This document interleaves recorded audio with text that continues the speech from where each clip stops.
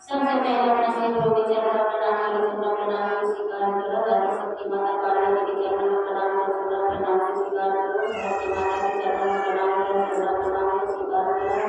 सभी देवी देवता के चरणों में प्रणाम करो, चरणों प्रणाम को स्वीकार करो। लक्ष्मी के चरणों में प्रणाम करो, चरणों प्रणाम को स्वीकार करो। कन्या भगवान के चरणों में प्रणाम करो, चरणों प्रणाम को स्वीकार करो। सारी मैया देवी के चरणों में प्रणाम करो, चरणों प्रणाम को स्वीकार करो। जितने गुरु माया जीवन सबके चरणों में प्रणाम करो, चरणों प्रणाम को स्वीकार करो। हर हर महादेव।